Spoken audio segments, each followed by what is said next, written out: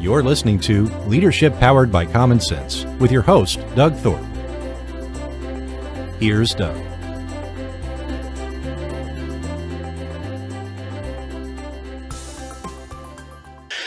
Well, greetings, everyone. You are listening to another episode of Leadership Powered by Common Sense. I'm Doug Thorpe, your host. Today, we're going to visit with a gentleman who calls himself the Chief Marchitect, and I'm going to let him explain what that means. His name is Russell Lundstrom. Russell, welcome to the show. Well, thanks, Doug. I'm excited to be here, particularly on your cast. The whole common sense and business thing seems to be a slippery thread in today's world. So it hopefully we definitely can grab is. onto that.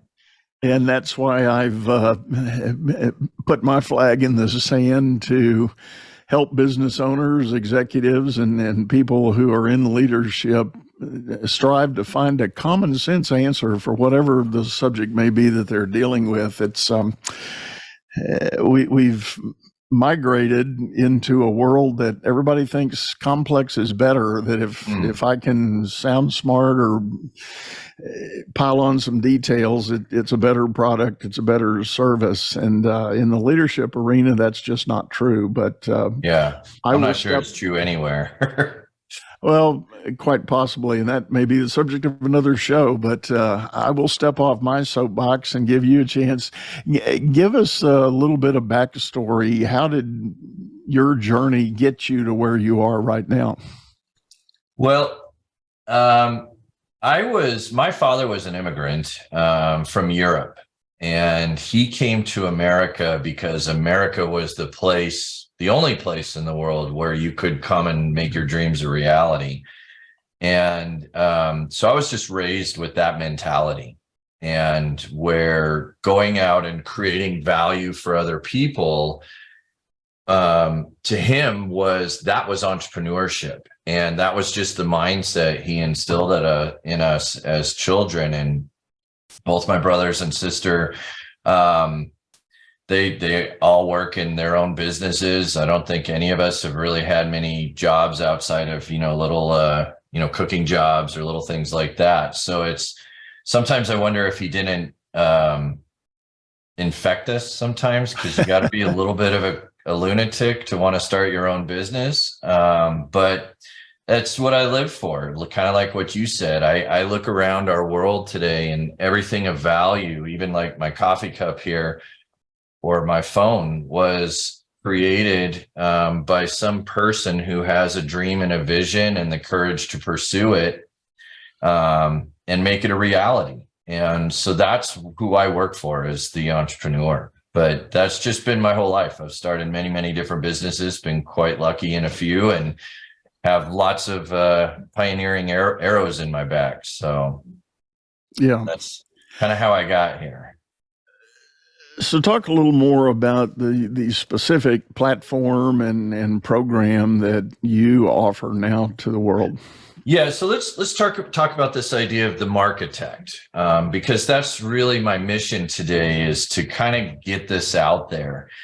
And after 35 years of starting my own businesses, and most of the time I was lucky enough to work with my sister. She's usually my partner in my businesses, and I'm always typically in the role of marketing. And I've also been lucky enough in the last 10, 15 years, I joined an organization called the Entrepreneurs Organization. And so my peer group and who I hang out with is basically entrepreneurs, small business entrepreneurs, usually under 10 million in revenue. And so I was the guy who knew marketing. And for years and years and years, I have heard this story of, from the founders, hey, I went and hired XYZ marketing company and spent $30,000 to $50,000 with them in 6 to 8 months and got nothing for it. And to this day, I still hear this story. And it was back in 2019 where I had this bit of an epiphany of what the missing piece in the marketing world is. And so that's a Marchitect.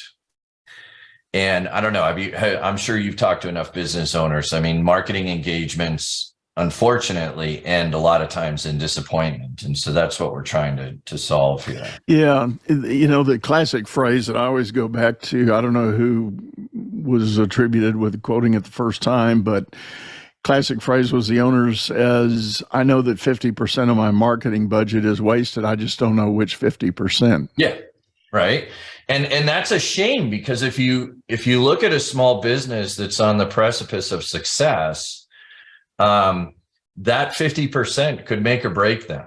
And I have this, I don't want to say it's a nightmare, but a shuddering thought around how many better mousetraps are out throughout history that would improve humanity and our quality of life that are dying, in the back of a room somewhere because they didn't know how to do the marketing. All these amazing products and services that could be out there, but aren't because the business failed. Yeah. And so let me paint the picture of what a Marchitect is. Have you ever built a home or built a house? Yeah. So if you're thinking you've dreamt your whole life of building this incredible, beautiful home, and you can see it in vivid detail. You can see, how many bedrooms, how many bathrooms, what style of house it is. You can picture the land and your gardens, the whole 9 yards. And you finally get that opportunity to go build your house. You got the land, you have the money. You typically would go out and, look for a contractor to help you build this house. And you would typically probably start with your friends. You would, get some referrals. But you would find that general contractor and work with them. And the contractor then goes out and hires the plumbers, the electricians, the drywallers, and the painters, and those specialists that make your dream a reality. Now, in building a house, you would never, ever, ever dream of starting that process if you haven't also hired an architect to draft the blueprint of your house, right? The blueprints is what says, hey, we have this much money, we have these materials to work with, this is what the house looks like, its position, it's an adobe house or a colonial or whatever. And it's the map that tells everyone how to be successful. But in the small business world, and I'm sure you and all your listeners have been through this probably, is you go through kind of the same process. The entrepreneur has their vision. And unfortunately, what happens is they go hire a contractor, typically like a marketing agency or something. The agency then handles, the specific channels, whether it's online, offline, event marketing, pay-per-click, whatever. Those are the specialists. But what does not exist in the marketing world is this idea of a marketing architect who can build and put together your blueprint so that everybody knows what to do to build your dream. And that's kind of this, again, it's 35 years of knocking my head against the wall that I think I finally figured out how to do this blueprinting process. Well, I am spot on with you. And for my listeners who have been regulars, they know we've actually had several episodes talking about the marketing arena, and the emerging theme is this idea you need that blueprint, you need a plan, you need to match up the specificity of this vision you've got for your company with brand value, messaging, and all of that. And you're right. Most small business owners, and Lord knows I was guilty of it in the early days, we go start hiring the specialists, we'll build my website, create my SEO, put me on social media, get me some videos, do me some things, but it's not cohesive. And in fact, if anybody is consuming it, they see the snippets and pieces and they go, what are we talking about here? They get confused. And to borrow a line from sales training, a confused mind says no. Never buys. Never right? buys. You're absolutely right. And I do like that house building analogy because it parallels trying to build a business so well. The common sense of it. It's like hiring a plumber to do your foundation or an electrician to do your roofing. It just doesn't make sense. And unfortunately, that's pretty much how the small business world works. And so in discovering how to do this, I love your common sense theme, because I kind of looked at it from the standpoint of, all right, what are the universal elements that every business has in order to use marketing to grow the business? And it's I call it the periodic table of marketing, right? Like these base elements, because every business is absolutely unique. You have a unique product or service, you have a unique customer. So rather than trying to shove your particular business into a strategy and making it work, we just flipped it on its head and said, okay, what are the strategies that are natural for this business? Does that make sense? Right. And when you treat it that way, it becomes a very logical progression of, first we have to do this thing first, then this, then this, then this, then this.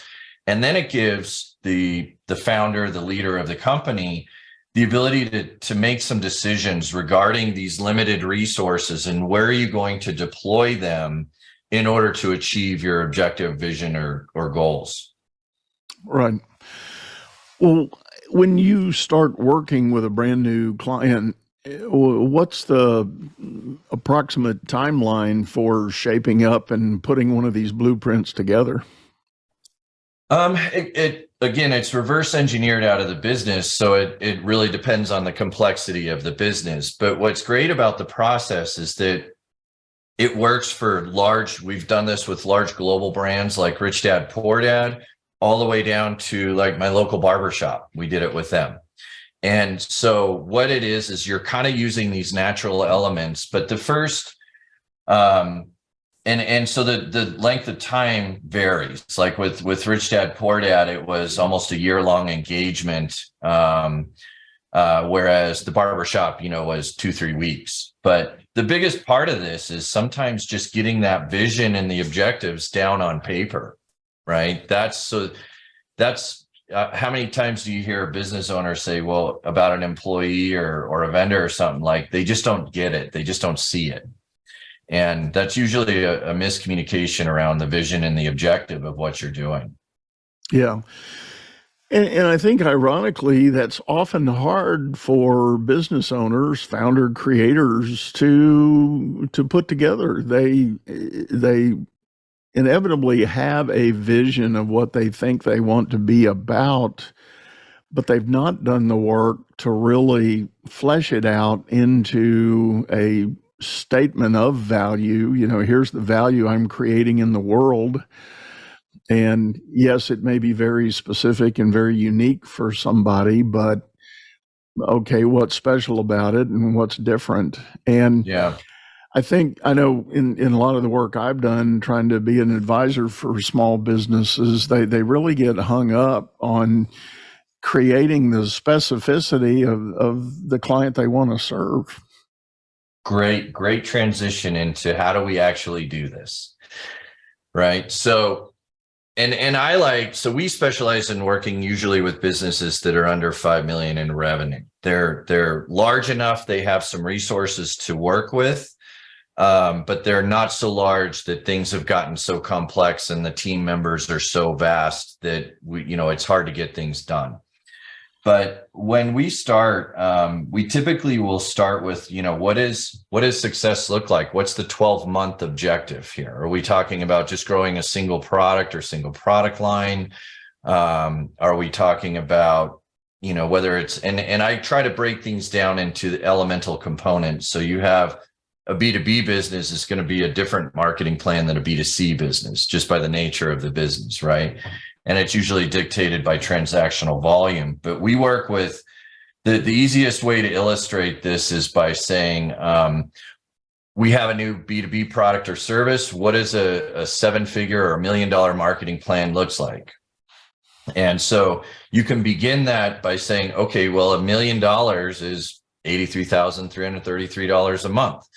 So then we can say, okay, for 12 months, we need to do 83,000. What's my app? It all begins with, we have this equation we use called the master marketing equation. And everyone's heard the saying, I think, but I'd love to break it down for you and let's explore some of the elements, because we treat it like a math equation where we want to solve for the variables. And once you can do that, then you can move forward as the leader and have a tool set that helps you make these decisions, right? So for us, what we do, and it's called the master marketing equation, and it equals RM plus RP plus RTP. And that will give you the highest probability marketing. It stands for if you can show the right message to the right person at the right time and place, chances are you're going to have marketing that works. Does that make sense? Oh, yeah, definitely. So, but if you think about this, if we have these three variables, if you think about it, the right message and the right time and place, both of those are 100% dependent on who the right person is for your business, right? So if you're selling to, say, a housewife, she has different needs, different wants that she's shopping for, as well as she probably goes to different places to do her shopping or research. You know, she might be consulting more with her friend group than, say, her husband, even for the same product or service. And most people can understand this in that, you know, even if you're talking about a single household with a husband and wife, the husband has a different need set than the wife. They have different messages. They go to different places to solve those problems. And so that then logically just leads us to, okay, so how do we define this right person variable? That's where it has to start. And most business owners have heard of this, you know, ideal customer, avatar, you know, persona, all this stuff. And my big epiphany was saying, okay, well, wait a minute, let's back up. Marketing is very overwhelming and it's very expensive. So if we're going to make this decision and we're going to go down the pathway here of finding who is this right person, it makes common sense then, doesn't it, Doug, to say, let's go find who is the most profitable customer in my business, and let's at least start the marketing there.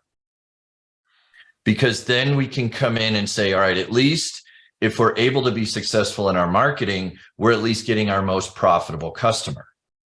So now that just logically, the next question is, how do you determine who's your most profitable customer? And that's a simple accounting question, right? Just go ask your accountant to list out your customers for the last 12 months.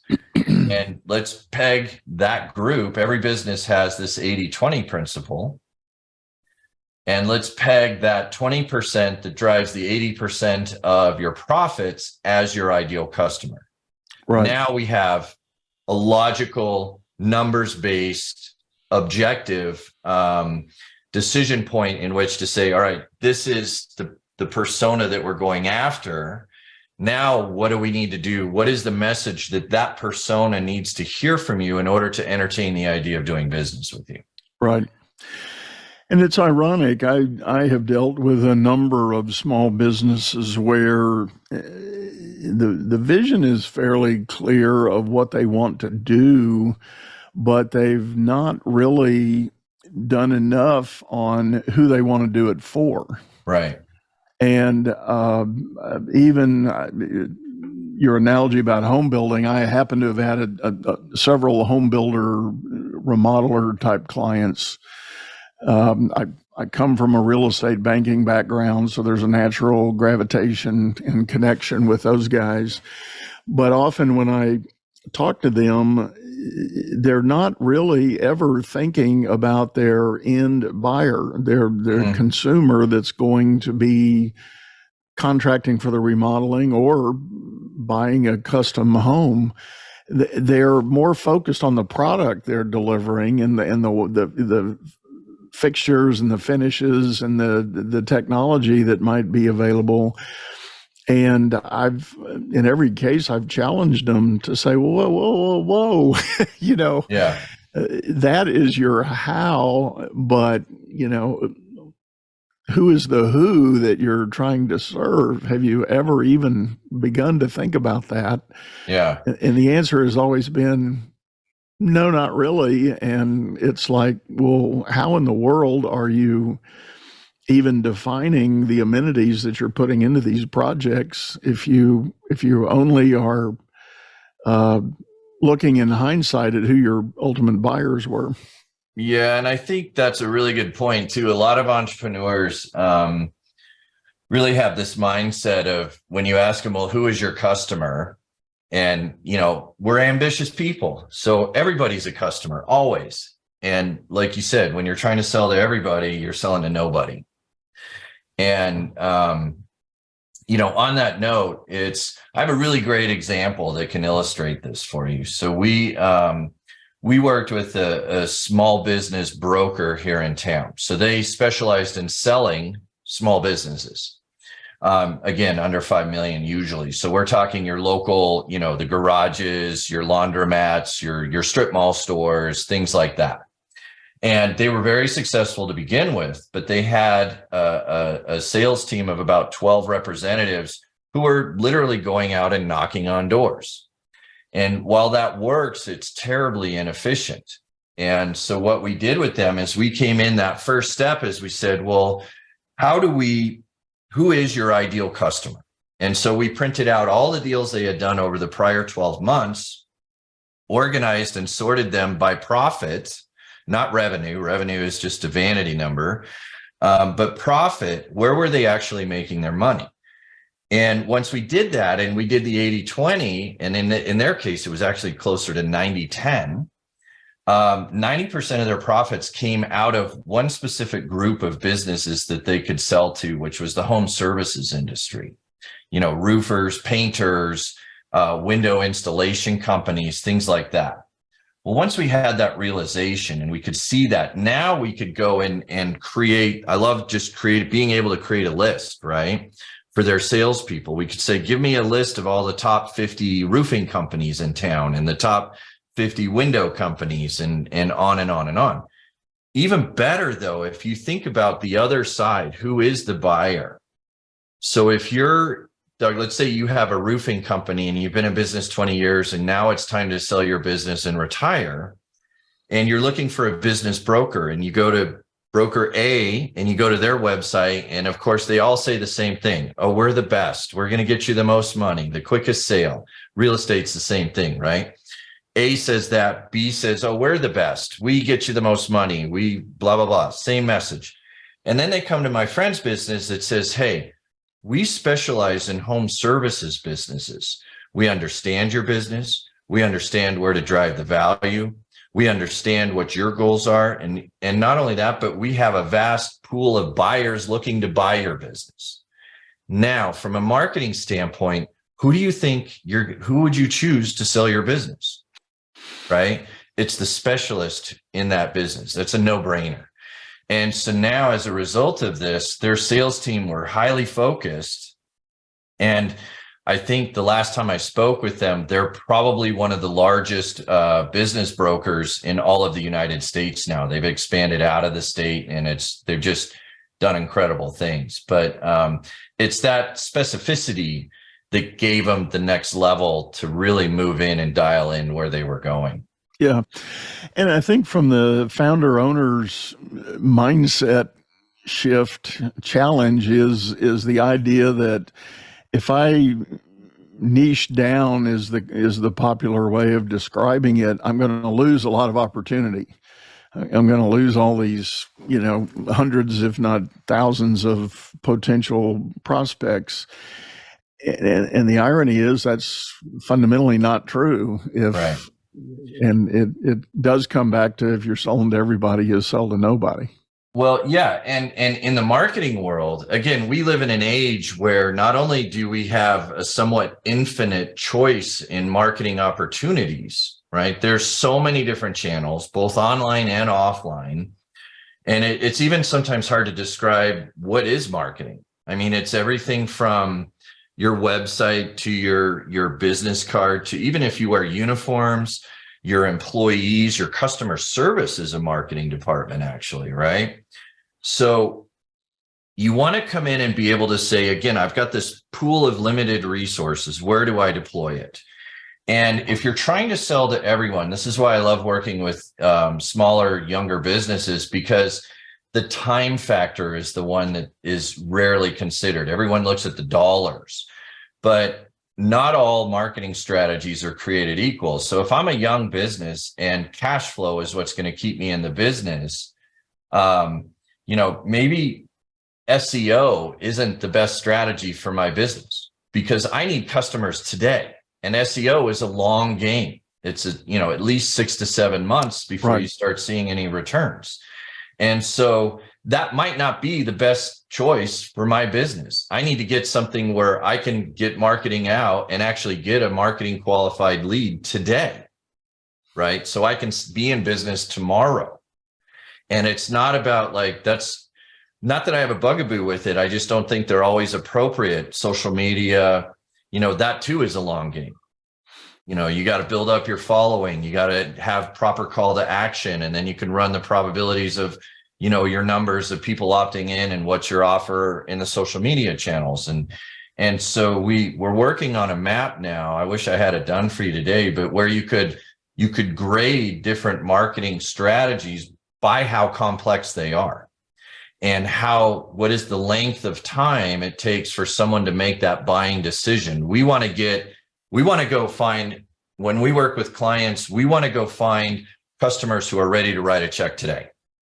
Not the person who's starting shopping, they just became aware they have a problem, they're, mulling it over, that sort of stuff. We want to go create marketing for that person that has the burning need to solve this problem today, and they just need to hear the right thing from you, and they will write you the check. That's where you should start your marketing. Yeah. And that's inevitably the time horizon and the trajectory of the small business. You're right. They need revenue generating, profit generating customers now so they can fuel the war chest to go fund future efforts at marketing and sales. And so many of the options that are out there are long game plays, websites, SEO, all of those things. Let me use that to pivot a little bit to, a hot topic today. Everybody's talking about AI and what that's going to do to my business. And so what are you doing with your work in respect to anything related to AI?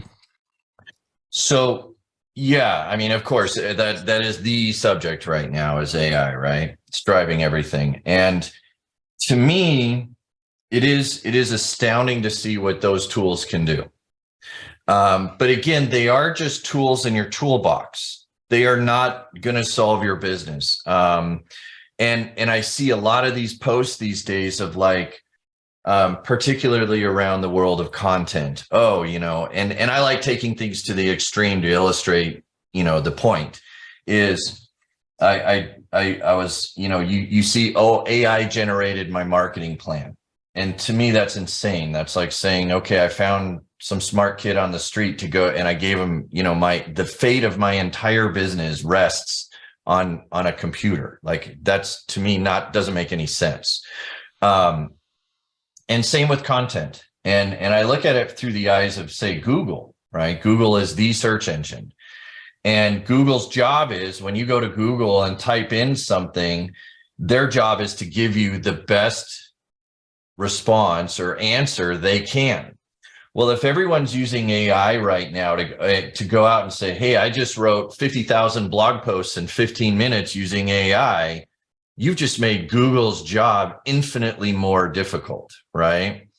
And you're pulling from, the AI model is just a probability language model that pulls yes from the vast internet, but it's not typically generating much new content. It's piecing together, the next probable word.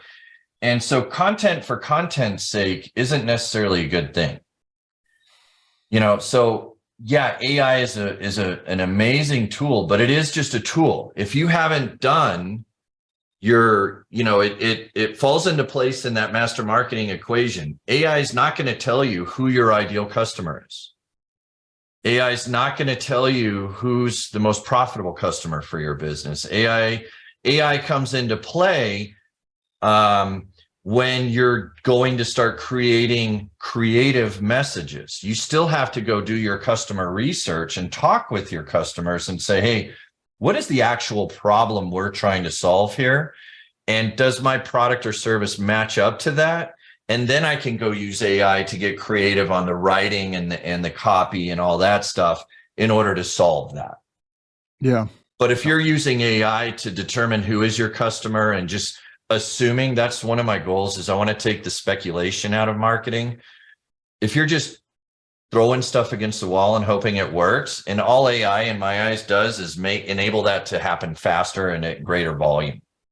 Yeah. Yeah. It is such a huge challenge. And the other thing I think about from the entrepreneurial standpoint is just that original ability, and we've already talked about it, to try to match up this vision of the ideal customer with the vision of what your business is going to be. I had one client a couple of years ago. I was engaged to come in and help him with some transitional stuff going on in his business. He had already been in business for several years, had been quite successful, multi-million-dollar, but under 10. And my first question was, what's your vision for the company? And he said, I don't want to lose money. I said, what? Pardon, that's kind of table stakes in my view. That's kind of a given, but no, seriously, why do you exist? What do you want to do? And he said, I want to make money and I don't want to lose money. And I said, yeah, we're not going to be able to build much with that. Yeah. It's almost like saying, back to your house analogy, it's almost like saying, I want a new house, but I just, I don't want to get wet and cold. Yeah. Right. It works. And that's just it, and I've had, that vision to me is so important. I have a friend of mine who has a really amazing business. Like, he even prints this out. And this is based on Cameron Herold's work, the Vivid Vision book, which is amazing for helping entrepreneurs do this. But, if you are that entrepreneur that's just chasing the money or just chasing success and achievement, that's great. Nothing against that. But how is the rest of the world supposed to come and support you and help make that happen if we can't see it? Right. Right. And at the end of the day, are you, let's say you end up with an Adobe home, and your whole life you've dreamt of this nice colonial, are you going to be happy in that Adobe? Right. I've been through that. I started a business in 2013 that we had a vision, very, very clear vision starting it. But as you do as a young entrepreneur, your head down, you're just trying to pay the bills and make it grow. And I pulled my head up 4 years later, and our business was 180 degrees away from the original vision. We originally were going to sell, it was a supplement business. We were going to sell to entrepreneurs and high performance people, athletes, things like that. And 4 years later, we were selling memory supplements to senior citizens who were afraid of Alzheimer's. And I looked up and I was like, this is not the house I wanted to live in. Yeah. And I had to make a decision to basically walk away from that business, start over. I lost that 4 years. And now it's a multi-million-dollar, really successful business. But that's the value of that, being really clear in the beginning of what you want to build and sticking to that. And where you want to go with it. Yeah. Well, one other question, and I'm totally shifting gears here. With social media out there, there are thousands of people that are across the internet trying to convince small business owners that they have the silver bullet for lead generation. Yeah. I'm going to find you high ticket qualified leads. Here's my deal, blah, blah, blah. And what's your take on that as an offering? So again, let's think this through common sense. What I like to lean on is the idea of a lead. Because in the progression of a business, and I think it's easier to illustrate and say like a low transaction, like a B2B company. So I'm working with a software company right now. A lead is of little value. I mean, I could go and scrape LinkedIn and get a bunch of names and phone numbers. There's a bunch of companies out there that sell leads, right? Now, and you have to look at how sales and marketing work together, in that marketing's job is to get a marketing qualified lead, which they can then pass to sales, or actually they market. The closer you can get to the sales qualified lead, which you give to the sales department, they can then do their job better. And that's what sales always says, is right. Like, my leads are low quality. They're not qualified. And so you look at this spectrum, and the spectrum is, from lead to marketing qualified lead to sales qualified lead to sale. And so now we want to reverse engineer that. And the closer we can get to the SQL, the better. And so in social media, you have to think of it in terms of, one, yes, your buyers are on social media. Yes, just about everybody has a Facebook account. Everybody has Instagram, all the big ones. But are they going there to buy? And you have to think about, my friend Joel Irway gave this another great metaphor of how many decision points are between getting a lead and making a sale. And you have to think of it in terms of that. And golf is his metaphor. If you're in the tee box and you're trying to get the ball in the hole on a golf course, if it's like a par 5, your probability of hitting that out of the tee box and getting a hole in one is nearly 0. But if your ball is, 6 inches from the hole on the putting green, your probability is way up there. And I like that, because how many strokes do you have to do to get on the green and then have the possibility of making a sale? Social media for me is similar, right? You get exposure, and branding is the same thing, right? You get exposure to the company, but how many decision points or strokes do you have to make before that customer is able to make a decision to buy your product? In the e-commerce world, it might be, impulse buying. Sure, you show the right ad and they make the purchase. But in a B2B or a more complex sale, there's a lot of decisions in that point. And so when you start your marketing, you need to be able to get as close to that conversion event as possible and then work backwards from there. And social media, in my eyes, is back on the putting, is back in the tee box. It's not on the putting green. Yeah. Yeah. And it's expensive. I mean, you have a YouTube channel. How much work does your YouTube channel take? Oh yeah. Yeah. It's a big chunk of back office overhead to put this all together and get it going. Yeah. Yeah. Even your podcast, the resources it takes to execute on these marketing strategies, is what's never talked about, and the complexity of that. And all that costs money.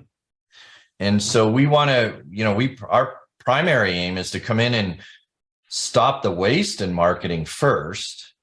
If you've been investing in social media and you can say, look, we spend $3,000 a month between paying for the help and creating the content. If you can't measure and say, hey, I'm getting an immediate $3,500 in return off of that, you need to redirect your focus and say, all right, we need to back up here. And what do we need to do to get a sale today? Right. Well, it is so important to have that connection between the vision of the business that you want, that definition of the ideal buyer, and then I love your analogy. Just, allow the architect to put the plan together on how you're going to get there. Because, if living in a barn dominium is good for you, and, you live upstairs and you have something downstairs that's more of a antique car garage or whatever your thing is, that's vastly different from the villa in the hills. And if you haven't done the work to try to figure out what that definition is, you can spend an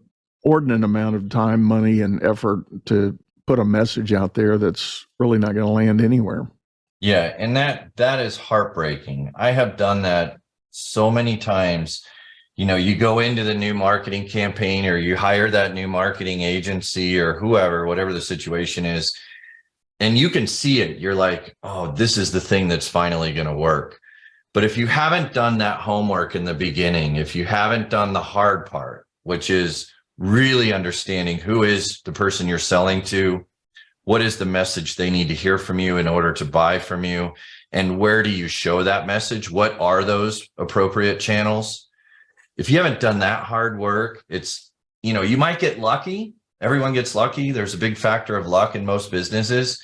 But boy, when you have all this anticipation and hope and investment in a new marketing strategy, and then it flops, that's really sometimes even soul crushing. And it can actually put you out of business. I mean, I've done that a couple of times, so Yeah. it's, Absolutely, and I've told the story several times before on shows that my last big push of creating and running a business was a service offering. It was a kind of a back office outsourcing sort of model, and we were related to the mortgage finance industry. We had identified a segment of that food chain that we could put an outsource model together, and 4 or 5 other enterprises kind of caught the same wave, and we all stood up and tried to run businesses, and we were competing with each other, but all of us had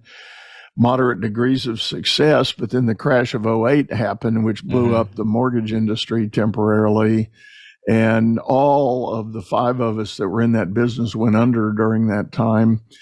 And we had a chance, several of the principals, we had a chance to get together and chat about the retrospect on that whole experience. And our takeaway was we were a solution that didn't have a problem. Oh, yeah. And that happens a lot. Ultimately, the reality was the thing we offered on paper looked amazing. Yeah. To prospective clients, but the clients didn't want it ultimately. I mean, truthfully, they didn't want it. All of us had clients because there were extenuating circumstances where other parties in the transaction mandated that they use something like us to help provide some independence and some other things. So it was a captive demand kind of a situation, but what it was basically a gun being held to the head of our customers, and that's not a good situation. No. Yeah, you don't want your customers resenting you.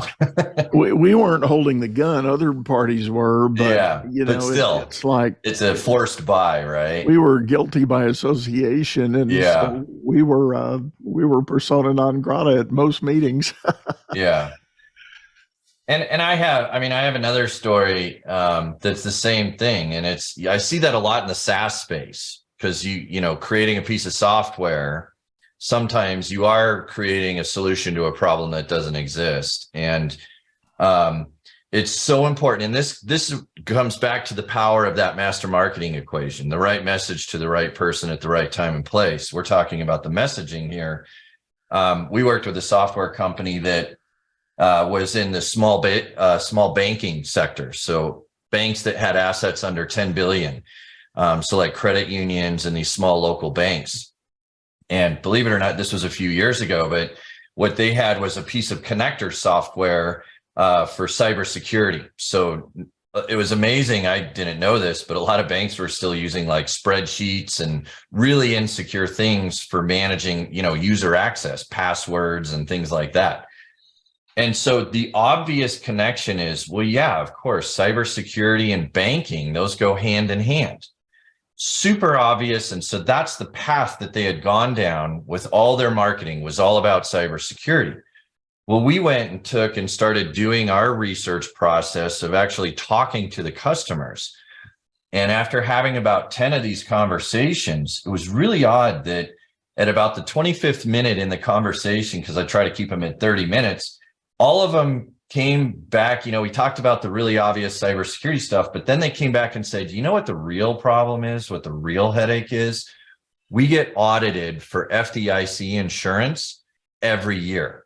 And every year it's a new agent and they're trying to, build their career. And so they make it harder and harder and all these weird reports, and it's never the same information. And it's a 3-month process and we have to put 3 or 4 people on it. And it's, $200,000-$300,000 to get the insurance. And I'm thinking to myself, well, wait a minute, this software can do ad hoc reporting at the push of a button. Now, all of a sudden, that was the real problem, was this annual audits that this software could do. The cybersecurity stuff was just a bonus. And not only that, but now we could come in and put a dollar value on the software where we could say, look, the software costs this. You're spending $200,000-$300,000 a year on these audits.